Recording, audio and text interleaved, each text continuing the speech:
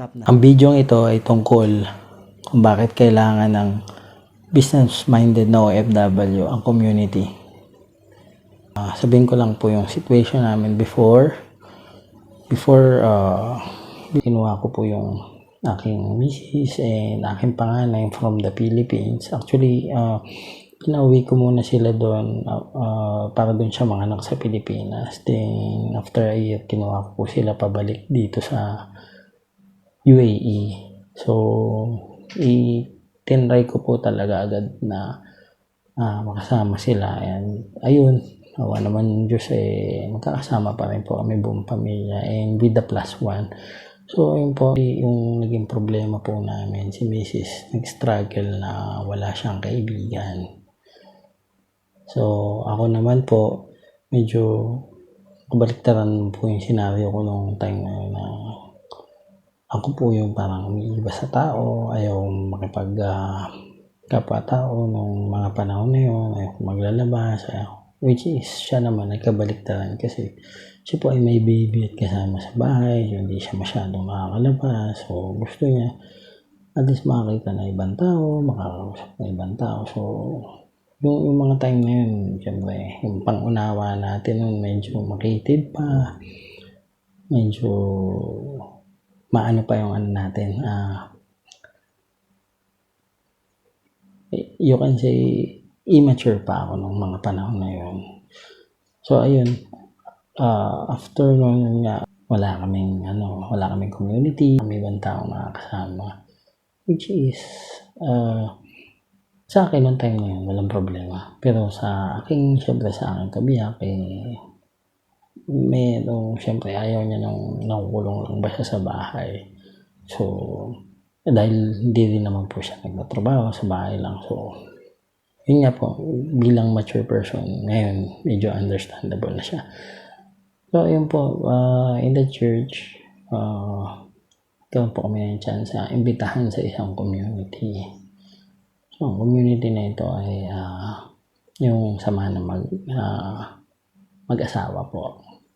So ayun, nung una hesitant ako, medyo hindi ako, tinatawagan kami, hindi ko sinasagot, ako yung umiiwas. Sabi ko, anti-tao, anti-social ako, ayokong makisalamuha sa ibang tao. So nung mga panahon na yun, ayun, nung nag-try ulit sila tumawag ng pangalawa. So nung pagkatawag ng pangalawa, sumagot ako. So meron silang activity na may aatinan kami na yun nga, para makapag-join ka doon sa community, you need some small orientation and teachings. So ayun, hanggang sa siguro nahook ako sa foods nung unang attend namin. Though akala ko one time lang siya, then tapos na nung pangalawa, yun, nahook ko sa pagkain nung pangalawang week, tumawag ulit sila and sabi kami ni Mrs. ano ba, tatanong kami kung pupunta ba o hindi, pero pares kami tamad pa magluto. So ayun, pumunta ulit kami kasi masarap yung pagkain. Actually, nung time na yun, buntis na siya doon sa pangalawa naming baby. So siguro it's a timing also na mapajoin din kami sa community. So ayun nga, siguro dumating yung solution unexpectedly na makapag-join kami sa community na yun. Napaka-blessed kami na napasama kami doon sa community na yun. So ayun, binigay agad ni Lord yung solution na problema kami, si Mrs. problema na walang kaibigan. So wala pa sa din, napasama kami dun sa community na yun. And that is a church community. And when you're inside that community, you'll be blessed. So doon pa lang sa pag-join namin, blessed na po talaga kami. So ayun, dahil samahan po yun ng mag-asawa, nagkaroon po kami ng guidance sa ibang couple na may mga experience na, yung mga naging kuya at ate namin dun sa samahan na yun. Malaking impact po sa amin hanggang sa puntong ito.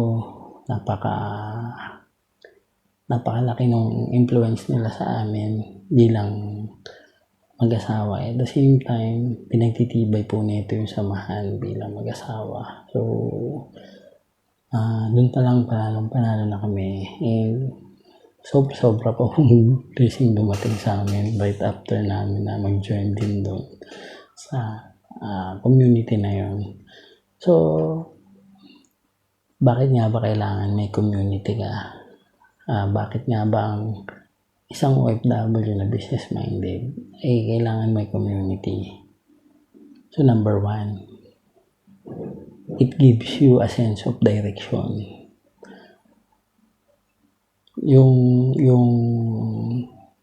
Yung normal mong pamumuhay, nagkakaroon ka ng direction sa buhay. At the same time, nagkaroon pa kami ng extra service, you can say, na we're not just going to a regular mass, but it gives us opportunity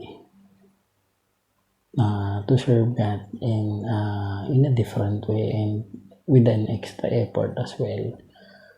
So number 2, why you need a community? It makes you grow. Nagkaroon kami ng growth bilang mag-asawa. Nagkaroon kami ng growth bilang parents. Nagkaroon kami ng growth sa aming faith. And ayun, naging blessed kami. Number 3, yung mga grupo na masasalihan mo, ma-adapt mo kung anong meron sila. Kung mababait yung grupo na nasalihan mo, 100% magiging katulad mo sila. Sobrang, siguro I cannot describe in a word na hindi lang mabait sobra pa doon na paghanga. More than that, yung masasabi mo doon sa mga taong nakapaligid sa'yo. At the same time, in-influensyahan ka nila na maging katulad ka rin nila kasi nakikita mo. Ba't ko nga po pala ginagawa ito? Ginagawa ko po ito para maging awareness para sa lahat na we can have a direction if may community tayo na masasabahan na good influence para sa atin.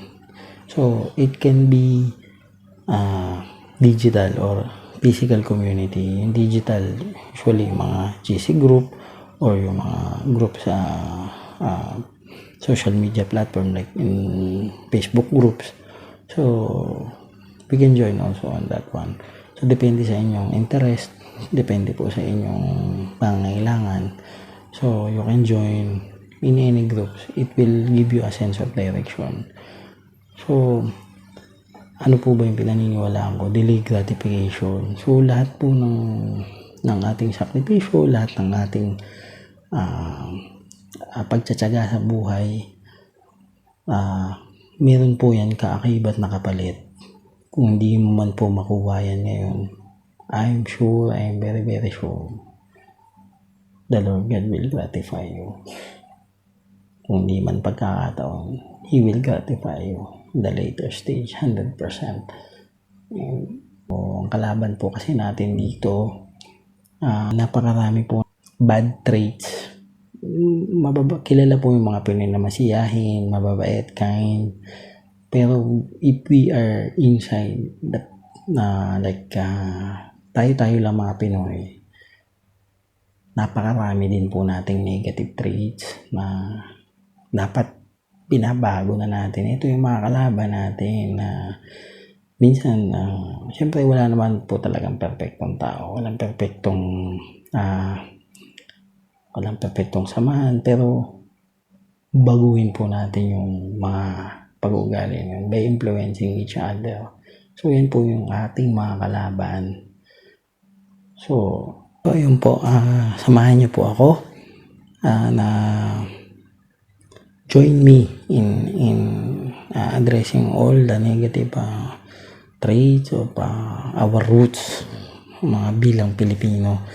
And kung nagustuhan nyo po ang aking video, samahan nyo po ako sa aking group, samahan ng mga positibo at madidiscarding Pinoy with and without diploma global. I'll put the link below po kayo. And kung gusto nyo rin po ng cap na suot ko and t-shirt na suot ko with the same design, binibenta ko po ito. And drop a message lang po kung gusto nyo. So ayun po, God bless po sa inyo lahat. Ingat, kalas.